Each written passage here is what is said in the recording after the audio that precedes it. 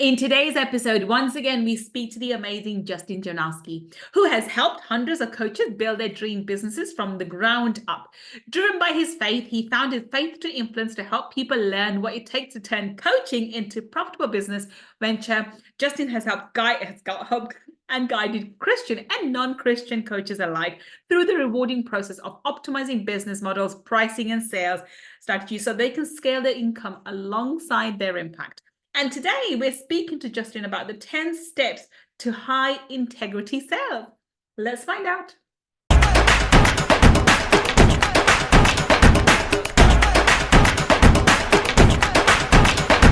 Welcome.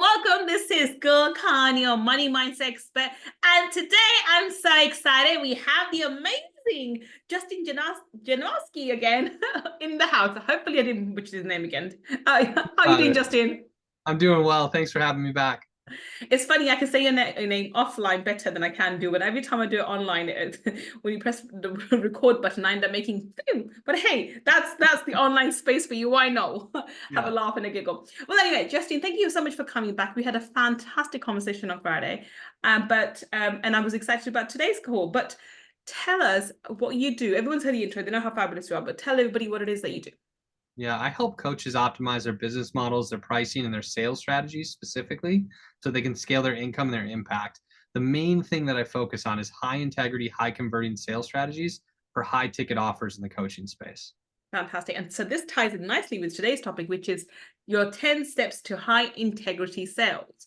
Yes. So talk us through, why is this so important? Why is integrity so important to sales? Well, I know most entrepreneurs, most coaches get into the business that they're in because they want to help people, because they've got this gift, this desire, this passion. It's really about this generous desire to give is what I've seen again and again and again in the marketplace. Mm-hmm. And many of those people who are called to that don't identify as being salespeople. Yeah. And so they think sales is going to be this pushy, manipulative, greedy, kind of icky thing that doesn't feel so good. And so it creates a huge mental block for people because they feel like they either have to be the salesperson that sounds horrible and is not who they've been their whole life or want to be, or they're going to miss out on success. And so what I want to help people understand is that however other people have shown up as salespeople in the marketplace in the past, whatever things that are true in so many cases or are shown in the movies or the TV shows or everything else about sales and it being sleazy, that doesn't have to be what it is with us. Sales with us can be totally different. I believe sales with me is leadership. Sales with me is fun. Sales with me is love. Even as crazy as that might sound, it can be an expression of helping people get more of what they want, become more of who they want to become.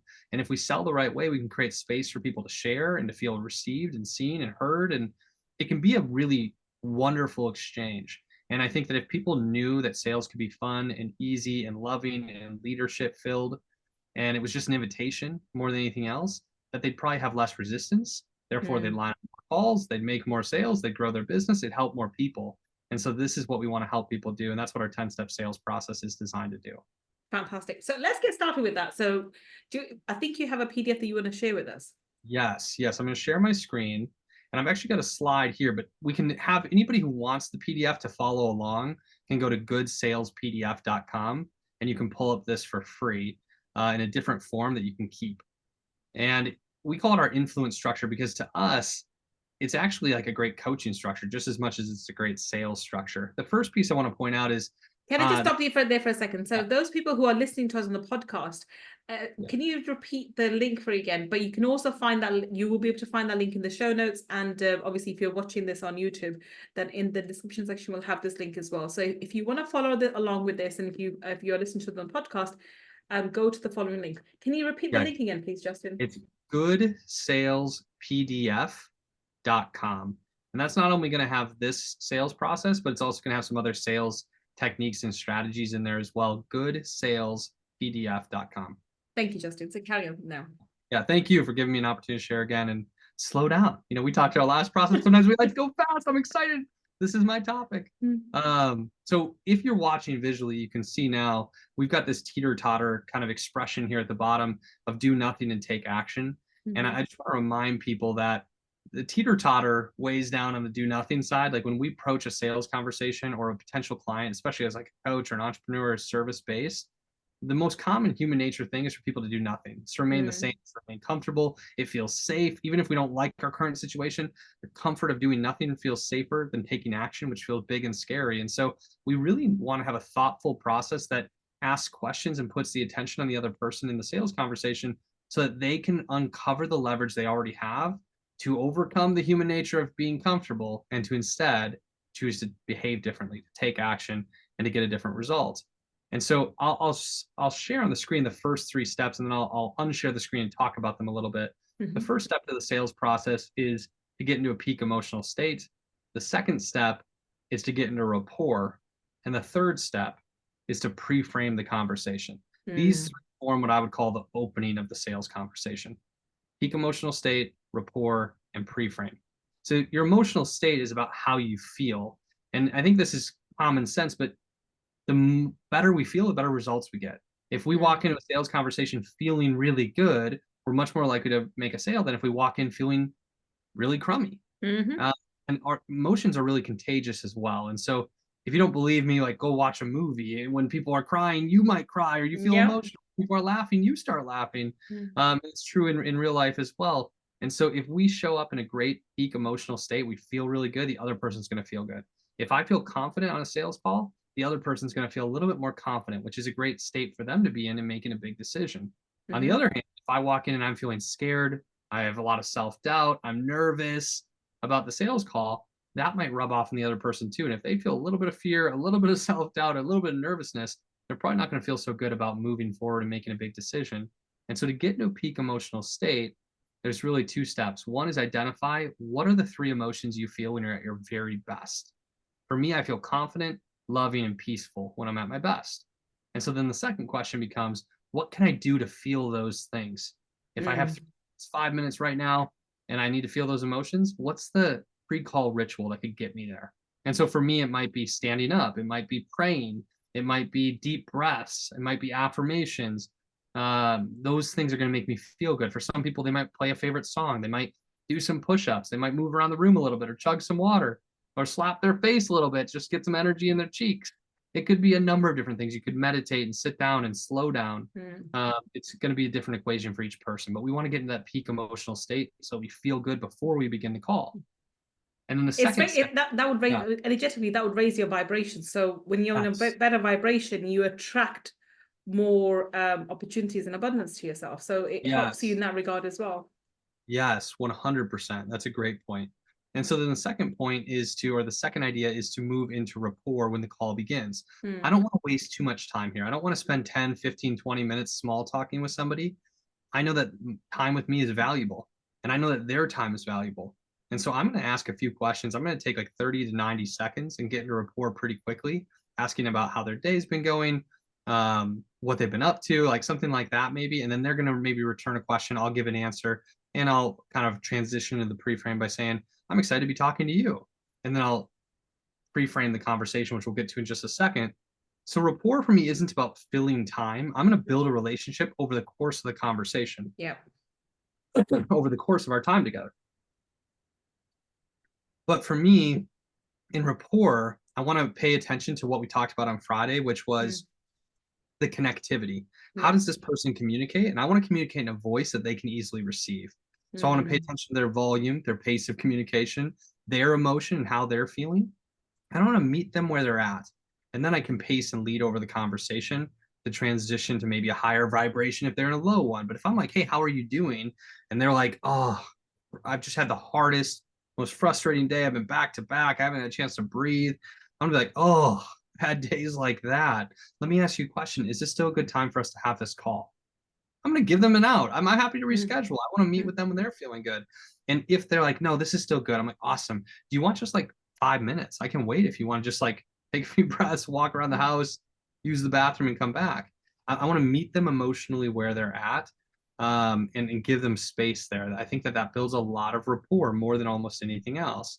But on the other hand, like if they're like, oh, my day's been amazing, and maybe I've had that tough day, when they ask me, like, this isn't necessarily the time where I'm going to like authentically break down and share my tough day to the stranger who I'm supposed to be making a sale with. I'm instead gonna be like, oh my gosh, I love days like that. I'm so excited for you. I'm glad that we're connecting today. And that's gonna be where I meet them in that energy and that emotion. And then I'm going to transition to the pre-frame. And I think the leader of the conversation is the one who sets the structure. And we're doing this wrong if our prospect says, okay, so what are we here for today? And has to like ask us to take the next step. We want to be the one to transition. And so the way I set a pre-frame is to say something like, hey, John, thanks so much for taking the time to connect with me today. I want to make the best use of your time and mine. So I just like to lay out a simple structure for this call. Would that be all right? Yes, cool. The reason we're talking is Gull tells me you're a great coach and a great leader. And I work with coaches to help them optimize their business models, pricing, and sales strategies so that they can scale their income and scale their impact. My outcome in a call like this today is to get to know you better and to discover whether or not it's a fit for us to work together. And the way I'd like to get to that outcome is by asking you some questions about where you're at in your business right now, what your vision for the future is, and some of the challenges that you're facing. From there, I'll give you some perspective based on what I hear that I'm sure can help today.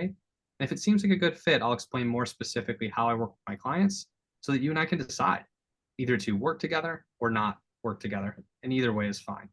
Does that sound good? Now, there's a few other examples of how I might give that pre-frame, and those are in the PDF as well. There's much more casual versions of that.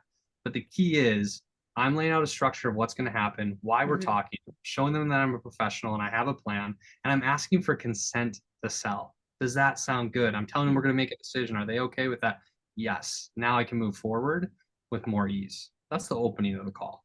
Fantastic. So this is the first 3 steps. Okay, so let's go to steps 4 and beyond. Yes. So sharing my screen here again for those who can view this. The 4th step I'm actually going to skip. I've got a little bit more information here on the pre-frame. But the 4th step I'm going to skip because it doesn't happen very often. It's a mid-call objection. It's if somebody says, I say, that sounds good. And they're like, well, I don't know. I don't know if I have time for that. Or they're asking about like, how much does it cost or something like that, kind of out of order.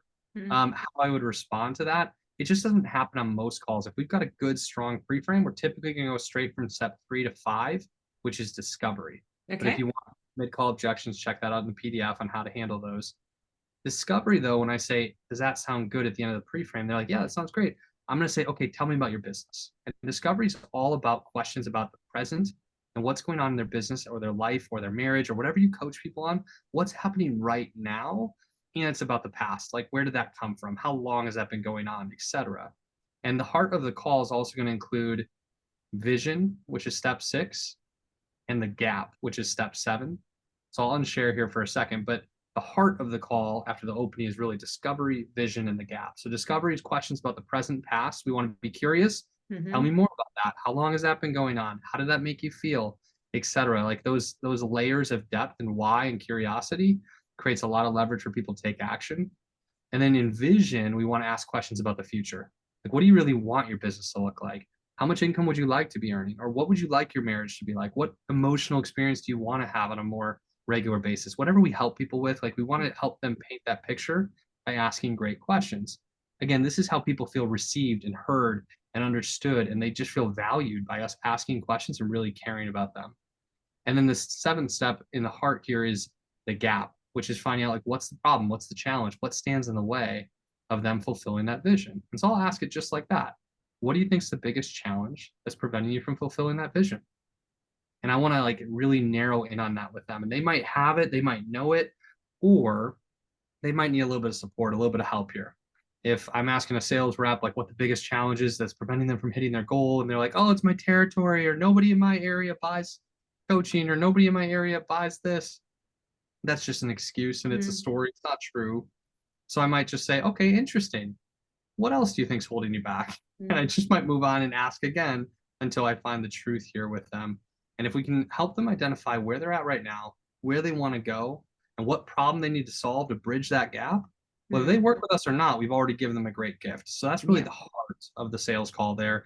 And that's where we're really going to build a relationship as well, by the nature of the questions we're asking them. And they'll experience what it's like to be coached by us and to be just kind of seen and understood, and like have somebody like really care to ask deeper questions that people aren't normally asked. Let me ask you a few questions here. So if we, and I'm just playing the devil's advocate, I know what you're going to say, but I think some people who have not been through the process will probably be thinking, well, what if they don't respond, or they say, I'm not really sure what's holding me back. I really, I don't know. I'm doing everything I've been told. I've followed a number of, because now I think the market's a little bit saturated. There's a number of coaches out there, I'm not going to say names, but they are not the charlatans. I think they don't know, they, have one hit wonder, or were really did really well when, Facebook ads were really easy to convert. And you could throw money at it and make money, and they're like, oh, make so much money, and look why I'm XYZ person. And they don't really know what they're doing now, when the market's sophisticated, and it requires a lot more thought and process, and as you said, integrity, right? So they can't work with integrity. So they've probably been burnt by them. And I know I have in the past. So the question would be, I don't know. I followed this coach and told me to do X, Y, Z. I did everything they told me to do, and I'm still not getting anywhere. I still can't get clients, and I just don't know how to, move ahead. And I've done everything I possibly can. I'm spending all this time, and I've spent, put all my savings part of this. How do you respond to that? Saying, when people say, I have no idea, I've done everything I was told. That's a great question. So there's a few different things. For one, if I were to be like, okay, well, what do you think's holding you back? And they're like, I just don't know. Like, if there's no story, they're just like, I just don't know. Something that one of my mentors, Jake Merriman, used to say is, when they said, I don't know, he'd say, well, what if you did know? What would it be? And you might be surprised. This sounds so funny, but people will always answer that question. And so many times I've responded like that, when they're like, maybe it's a vision question. What do you really want? They're like, I don't know what I want. What if you did know? What would it be? People will answer the second question. Now, there's like a little shift in your tone. There's a slowing down. There's a little bit of intensity, but it's kind of a soft intensity. And like, people will receive that question differently than the first time it was asked, and they will answer it almost every time the second time. So it's this funny little thing that people do. But another way to handle that is if they started telling more of a story like you're talking about, and they're like, well, I don't know. I've done everything I was told to do. Okay, interesting. What have you done that you were told to do? Okay, I'm taking notes. Tell me more about that. What else have you done? How did you do that? How many times did you do that? How long did you do that? I'm going to investigate. I'm going to ask questions. If I'm a great coach and a leader, I'm going to see the problem. So maybe they can't see it. And I'm like, oh, so you held 3 sales calls and it didn't work. This is about repetition, my friend. Like, this is a repetition issue. I remember holding my first 100 sales calls in high ticket sales and not getting exceptional results, and like feeling really beaten up and having a hard time with it. And it was like call number 101, all of a sudden it's stuck. You'll be so much better after your 30th call than you were after your third. You'll be so much better after your 100th. Oftentimes we just need the repetition to reach mastery. Like, it sounds to me like maybe you're giving up on the strategy too soon. Or, wow, they told you to do that? I don't think that's the right strategy. Have you ever considered doing this? And I might be able to give them some perspective here. And so if they're my client, if they're going to be my client, it's a fit here. I'm sure that if I ask them to clarify what they think they've done and why they think they don't have a problem, I will see the problem. And they probably just have a blind spot, or they're not totally telling the truth. And with a few more bold questions, they'll tell the truth. And I'm not going to be like challenge forceful here, but if I softly and lovingly, but also powerfully, ask them the bold questions to get the truth, I'll find the truth, and they'll realize that they needed to speak that truth too. Fantastic. Wonderful. Okay. So what's the next step? Cool. So now we're going to move into kind of the closing steps of the call. We've gotten through the opening and the heart. Steps 8, 9, and 10 are the remaining steps. Step 8 is potential futures. Step 9 is commitment. And step 10 is what I call the 6 O's of closing. The potential futures step is interesting. We've gotten the problem, and instead of just like jumping to so many people want to jump to solve the problem. And I'm sure there's some men around the world who've made this mistake with their wives. I know I have. Like, my wife's halfway through telling me a problem, I'm already coming out with the solution, and I'm completely wrong, and I don't understand what the problem even is yet. I haven't spent enough time with it. I'm not creating the space for the problem. And so this is something that is important for us, is not to rush into solving the problem prematurely.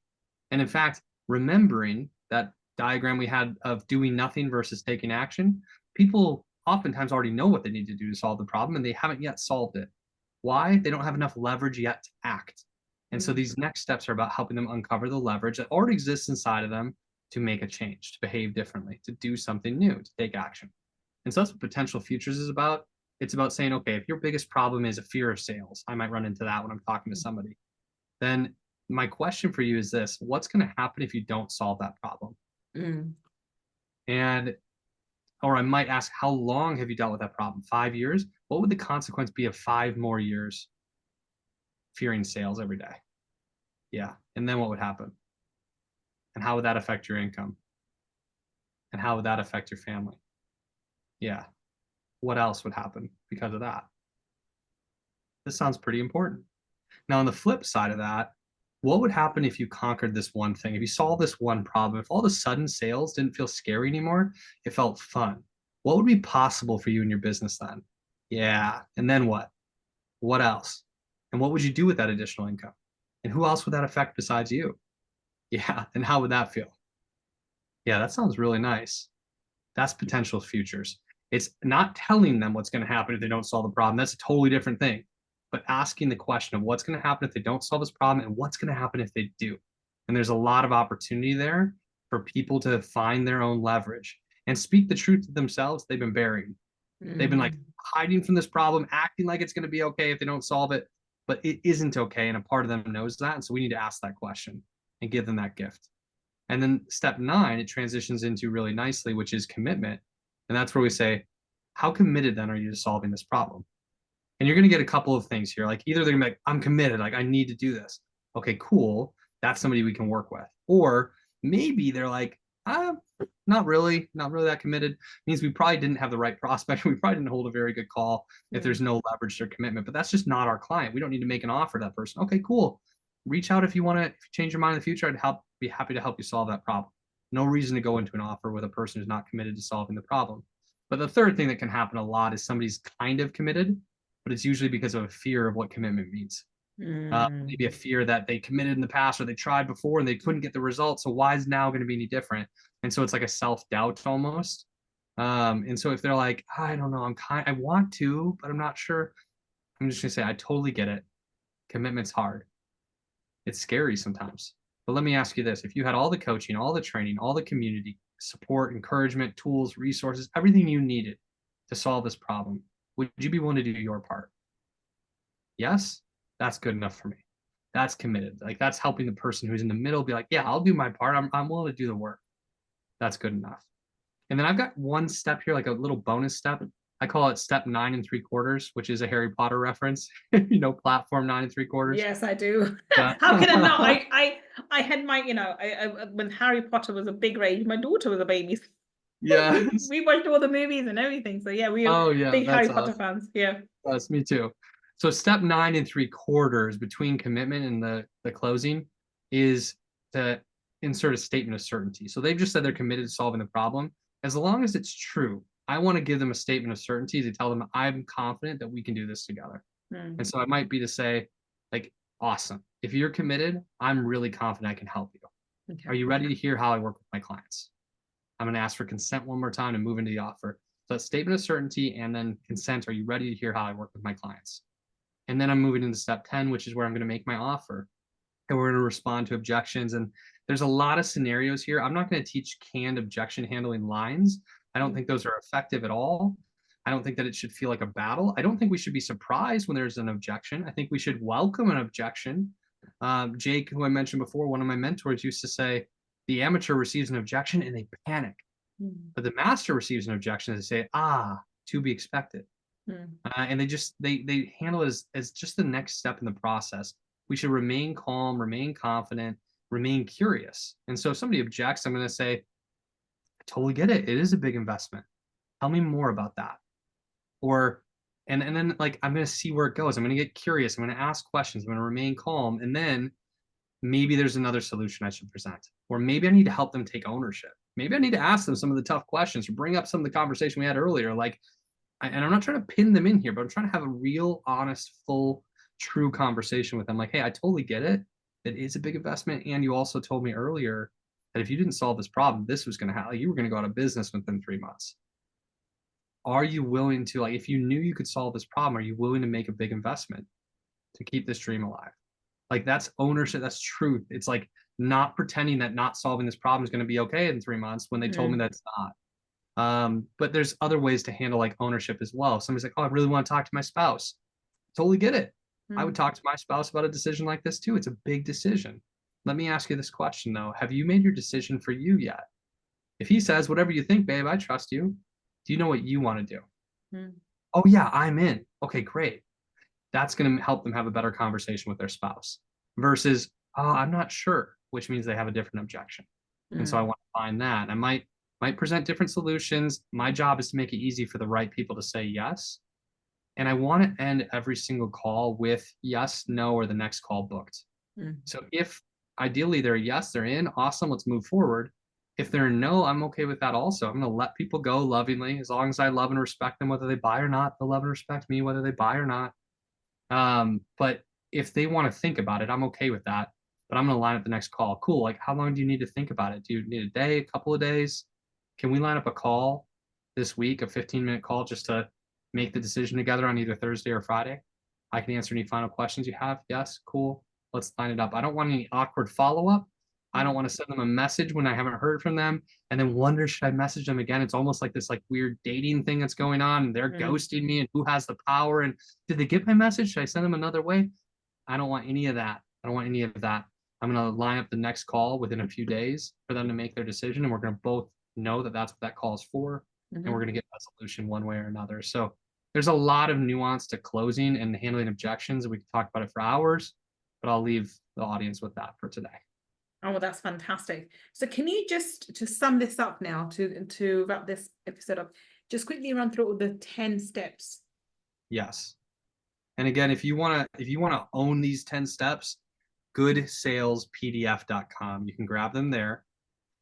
The first step is to get into a great pre-call emotional state. Make sure that you're feeling good with a pre-call ritual before you begin.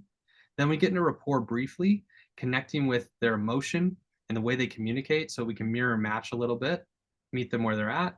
Then we set the pre-frame. Here's the structure of the call and what we're going to do today. We're going to make a decision on this call. Does that sound good? Yes. Then we're going to typically move straight into discovery, questions about the present and the past and what got them to where they're at today. Then questions about their vision. What do they really want? What are their goals for the future? What's important to them? And then the gap. What's the challenge that stands between where they're at in discovery and where they really want to go in the vision of what they would like their life or their business to look like? If we can discover what that problem is, the question becomes in potential futures, what's going to happen if they don't solve that problem? And what's going to happen if they do solve that problem? A lot of leverage is developed in this step. And then we're going to move into commitment. How committed then are you to solving this problem? And step 9 3/4, we're going to give a statement of certainty if it's true and ask for consent to sell once more. Awesome. If you're committed, I'm really confident I can help. Are you ready to hear how I work with my clients? Yes? Cool. We're going to make our offer. We're going to share the price. We're going to ask them if they want to buy. And then if there's questions, concerns, objections, we're going to remain curious. We're going to ask questions. We're going to validate how they feel. And we're going to try to find a solution that makes it feel really good for us both to move forward together. Win-win or no deal. And if we can't find that solution right now, or they need a little bit of time to think, pray, talk to a spouse, I'm going to make sure I end that call with either yes, no, or the next call booked within a few days so that we can get on Zoom together again. I can answer any final questions, and there's a deadline for them to make that decision. Wonderful, wonderful. Okay, so if you would have stopped sharing, wonderful. So tell us, Justin, how can we connect with you? Where can you find you on the internet? Yes, you can find me on almost any social media, Justin Janowski, or you can, again, download that PDF. And if you do that, you'll get on our email list, you'll get our podcast, you'll get our weekly newsletter, you'll get all of our content. That's a great way to stay connected as well. Wonderful. So if you are listening to us on the podcast, the link for Justin will be in the show notes. And if you're watching on YouTube, then down below in the description section, we'll have the links for Justin to do check him out and see how he can help improve your sales process or your sales calls, and how he can help you scale up your business. But for today, thank you so much for such an insightful conversation. I think this is probably one of the few episodes where I've spoken the least about. I'm normally interjecting so much, but it was just fabulous. You gave so much away in this episode that I didn't want to just interrupt you or disturb you too much. So thank you so much. It's been a very insightful episode. Thank you. Thank you for giving me the space to teach and share. This was fun. Wonderful. And thank you for listening to me and Justin today. I will be back on another Wednesday Money Talkies, finding out how you and I can build a better business. Until the next time we meet, this is Gull signing off. Take care and bye for now.